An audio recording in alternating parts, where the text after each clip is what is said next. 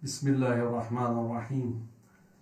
Alhamdulillahi Rabbil Alamin. Wa salatu wa salamu ala sayyidina wa nabiyyina Muhammad wa ala alihi tayyibin tahirin wa sahbihi al-muntajabin wa ala al-jami' al-anbiya illahi wal mursalin. Me emrin e Allahut, të gjithë mëshirshëm, mëshirëplotit, falënderimet më të sinqerta janë për Allahun e madhruar. Paqja e bekimet e Allahut qofshin mbi profetin Muhammad, mbi familjen e tij të pastër, mbi shokët e tij të zgjedhur dhe mbi të gjithë të dërguarit dhe profetët e Allahut të madhruar. Të dashur vëllezër dhe motra, ju përshëndes të gjithëve, e përshëndet në bukur islame. Selam aleikum wa rahmatullahi wa barakatuh. Paqja, bekimet, mirësia dhe mëshira e Allahut qofshin mbi ju. Në ajetin 27 të surës Hajj, Allahu i madhruar thot: Bismillahirrahmanirrahim. Wa adhin fi an-nasi bil hajji ya'tuka rijalan wa ala kulli dhamirin ya'tina min kulli fajjin amiq. Thirrni njerëzit për haxhillak, ata do të vinë në këmbë dhe me dever prej të gjitha viseve të larta. Ajeti në fjalë e urdhëron profetin Muhammad sallallahu alaihi wa alihi që të thot besimtarëve, të transmetoj për atyre, të thirrë për haxh, për kryerjen e adhurimit të haxhit. Haxhi është një prej shtyllave të fesë islame. Haxhi është kongresi madhështor i muslimanëve. Haxhi është simboli i unitetit dhe i vllazërisë së muslimanëve.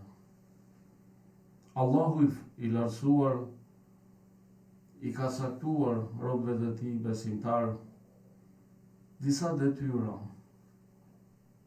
Disa prej tyre detyrave janë fizike, siç janë namazi dhe agjërimi.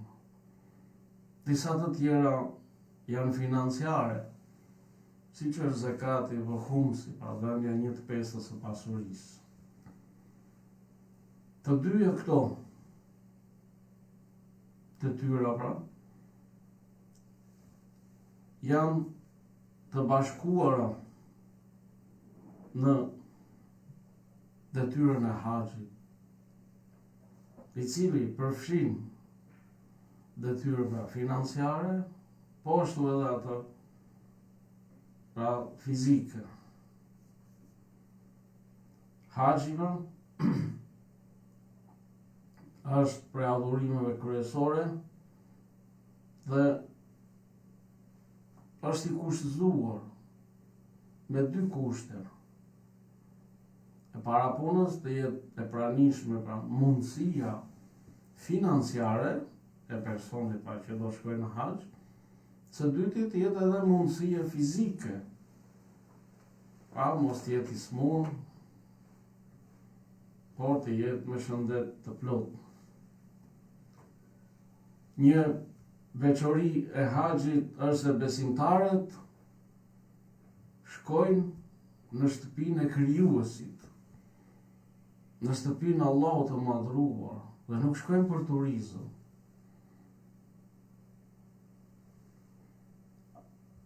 Në transmetimet islame thuhet se besimtari që shkon në haxh, ai është mysafiri i Allahut. Prandaj, cili do që Allahu ja mbarëson pra shkuarin në haxh, të mendoj pra sepse po shkon tek shtëpia e krijuesit dhe është mysafir i Allahut. Dhe të mos nguroj që të lutet në atë vend të shenjtë, ti kërkoj krijuesit Allahut çdo gjë që ai dëshiron, sepse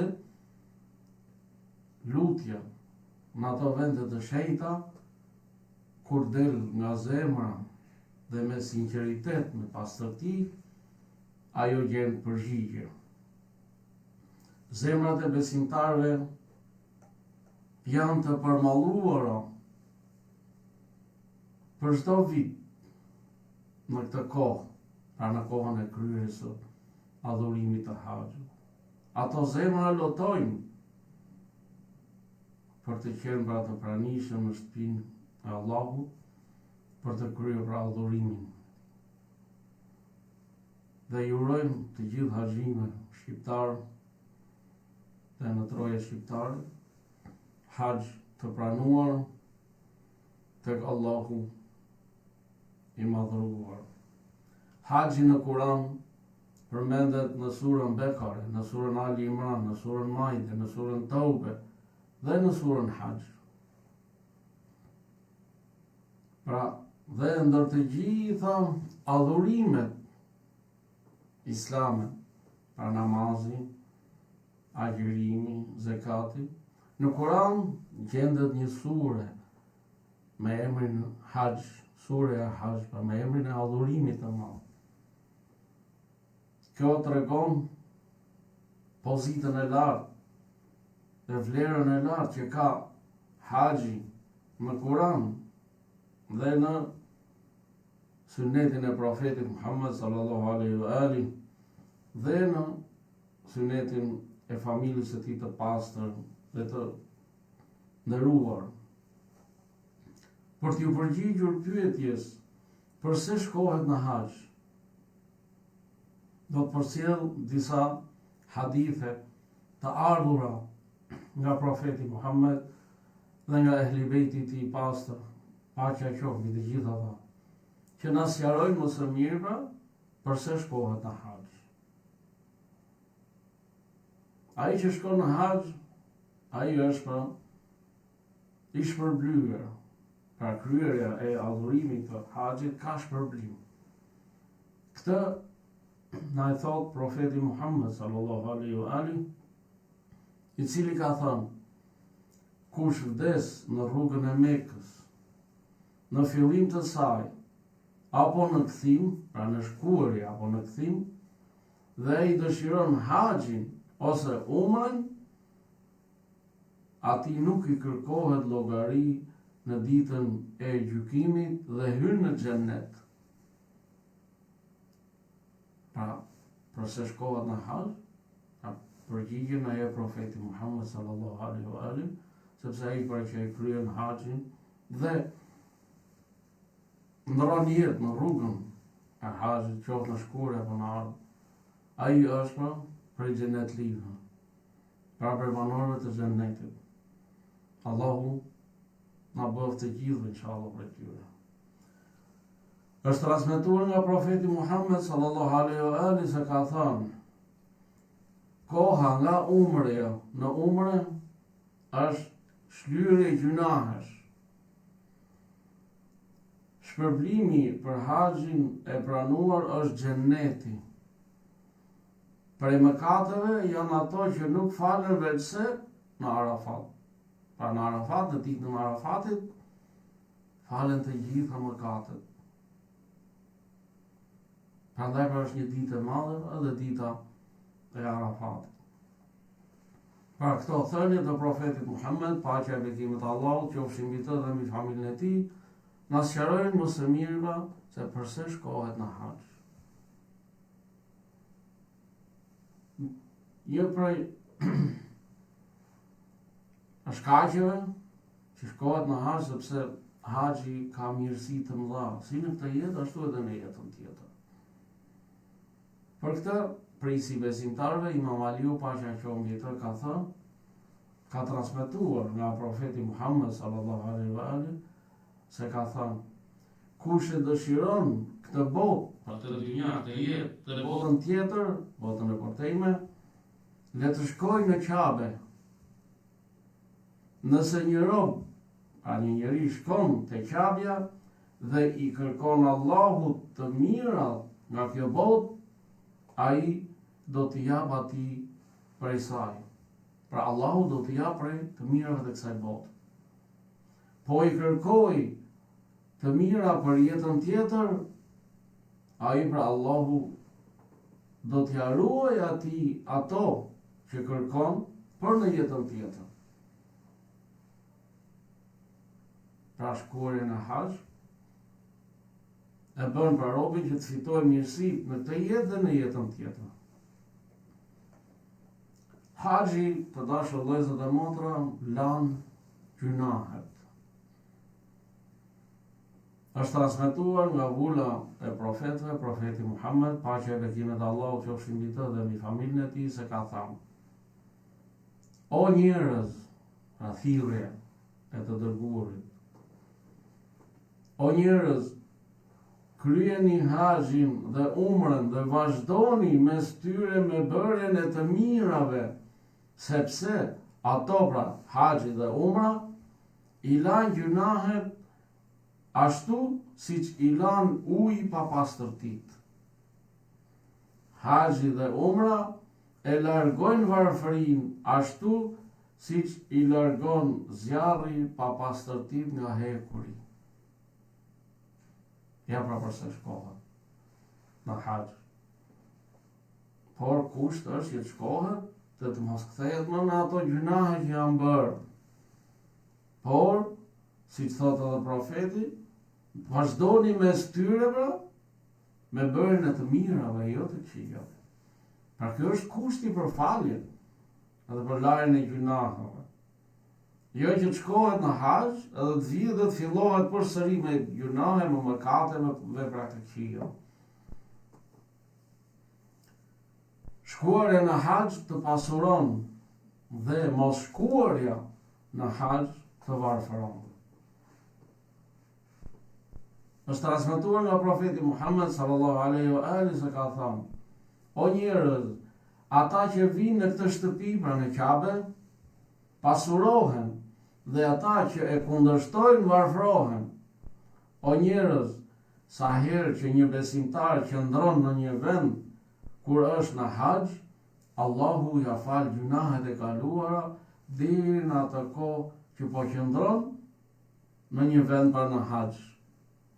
Pra qoftë në Arafat, qoftë në Muzdelife, qoftë në Mash'ar al-Haram, qoftë në Mina, qoftë pra në Mekë, kudo qoftë.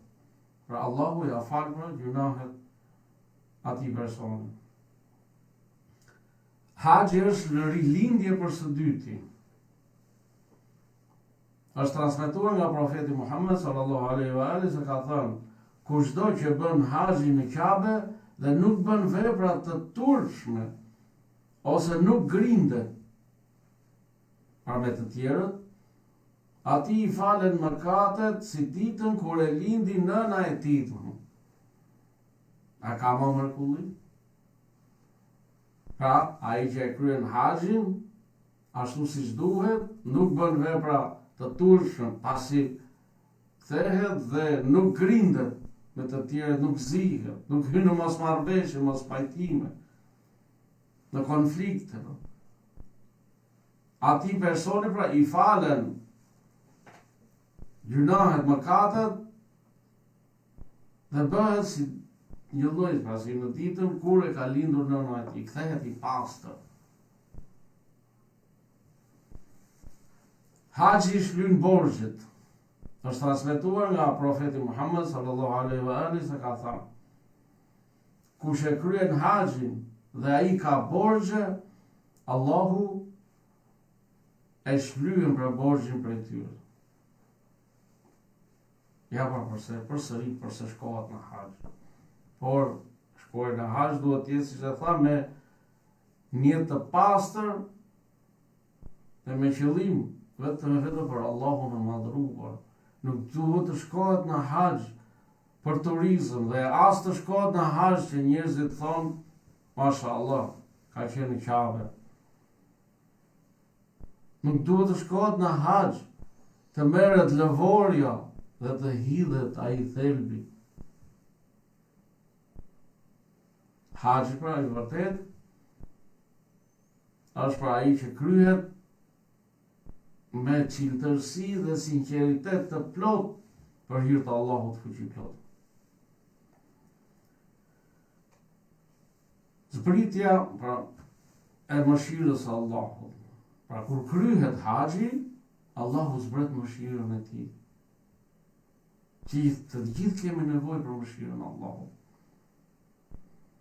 I dashur i zemrat tona, profeti Muhammed sallallahu alaihi wa alihi ka thënë: me të vërtet Allahu i madhruar çdo ditë Kaaba zbret 100 mëshira, rahmete. 60 nga ato që bëjnë tavaf Kaabën, pra në kohën që janë haxhi duke bërë tavaf, Allahu zbret 60 mëshira për mëshirave të tij. 20 mëshira për banorët e Mekës dhe 20 për të gjithë njerëzit që janë pra në këtë gjësi. A ka më mirësi të madhe?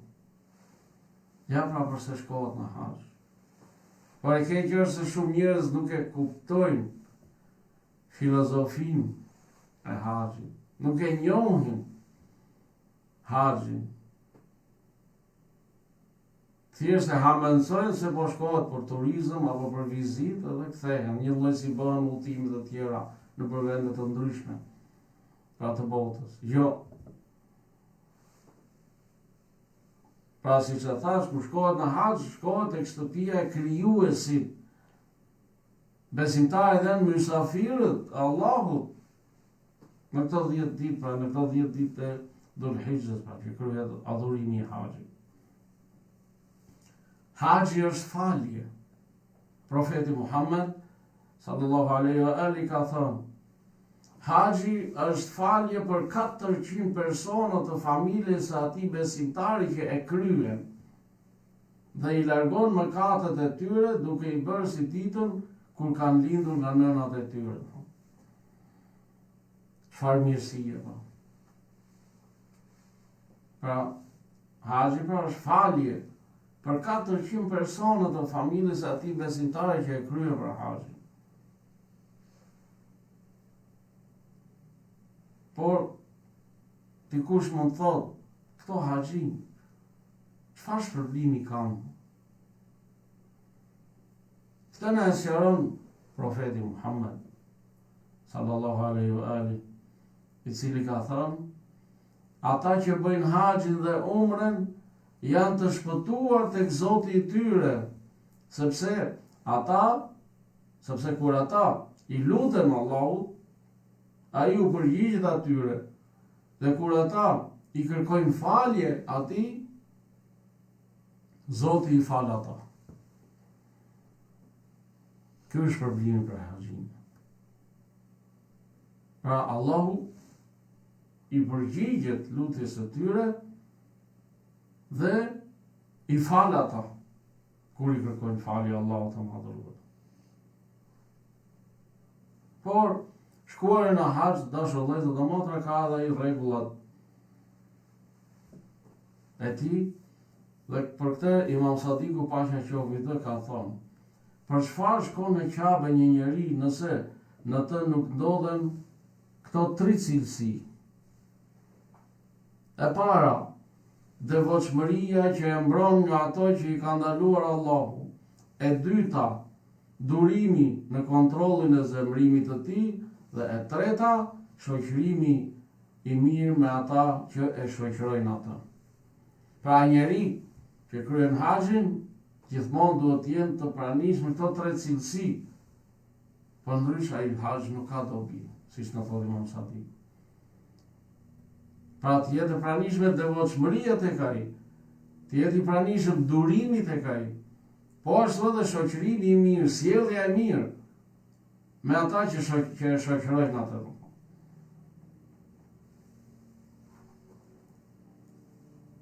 Ai që e lë haxhin ka pasoja, por që e lë me qëllim, ka mundësi financiare, ka mundësi shëndetësore, por nuk e kryen haxhin. E din që duhet të bëhet.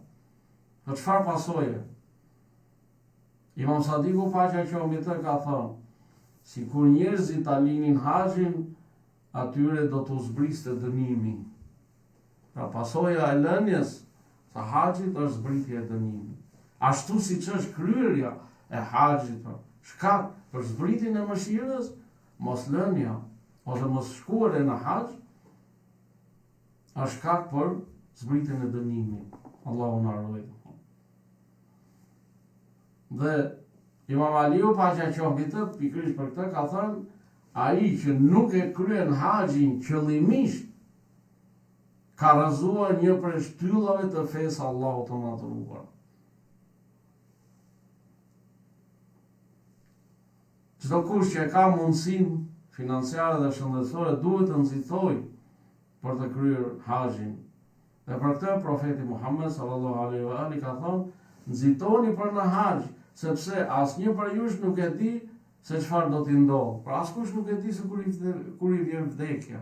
Vdekja është hak për të gjithë. Kullu nefsin dha'iqatul maut. Çdo njeri pra do ta shijojë vdekjen. Por nuk i di se kur. Prandaj thot profeti, nxitoni për në haxh. Pra nëse të janë dhënë mundësia financiare, mundësia shëndetësore, nxito pra të kryesh haxhin, sepse asnjë për ju, thot profeti, nuk e di se çfarë do t'i ndodhë. Vizita, kur shkohet në haxh, vizitohet edhe xhamia e profetit Muhammed sallallahu alaihi wa alihi. Dhe për këtë ka mirësi, ka shpërblim.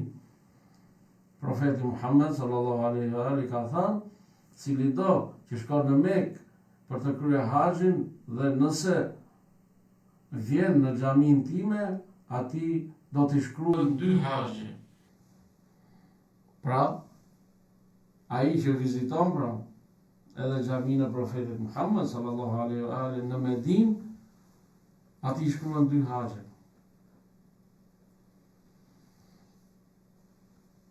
Haxhi është forcimi i fesë. Dhe këtë na sqaron Imam Aliu pasha qoftë dhe i cili ka thënë, Zoti, pra Allahu e ka bërë të detyrueshëm haxhin për të forcuar fen. Sepse pra në haxh, siç e thash, është kongresi i madh i muslimanëve. Muslimanët nga 4 anët e botës njihen me njëri tjetrin, bisedojnë me njëri tjetrin, informojnë njëri tjetrin për gjendjen e tyre në vendet ku banojnë. Dhe ata forcojnë frymën e bashkëpunimit, frymën e unitetit, frymën e vllazërisë në mesin e tyre. Prandaj pra, haxhi është pra për forcues për fen. Përsëri Imam Aliu ka thënë, Allahu e ka bërë haxhin emblem për islamin. Sepse në haxh pra grumbullohen të gjithë muslimanët, pa dallim rase, ngjyre, gjuhë, medhebi, sekti, tarikati, që të gjithë janë të veshur me një rrobë, me ihramin. Qoftë i pasur, qoftë i varfër, qoftë pushtetar, qoftë njeri i thjesht, që të gjithë pra janë të veshur me një rrobë të përbashkët. Dhe kjo tregon madhështinë e këtij adhurimi. Të dashur vëllezër dhe motra, duke i uruar për haxhinët të nderuar, që të kalojnë sa më mirë, që Allahu t'ja pranojë haxhin, po e mbyll temën me një thënie nga Imam Sadiku paqja qoftë mbi të, cili ka thënë: sa herë që dëshiron të shkosh në haxh, para se të nisesh, pastroje shpirtin tënd dhe përgatite për të dalë përpara Zotit. Pa shkosh në haxh me shpirt të pastër. Të gjitha punët dorëzoja Zotit dhe në çdo hap mbështetu në fuqinë e Tij. Braktise këtë botë dhe rehatin në të. Mundohu që ti përmbushës të gjitha detyrimet ndaj njerëzve. Mos u mbështet te shokët, te familja, bashkëpunëtarët, pasuria dhe rinia jote. Sepse përveç Allahut, asgjë dhe askush nuk mund të të ndihmojë në realizimin e këtij qëllimi hyjnor, pra në kryerjen e haxhit. Pra është një qëllim i shenjtë.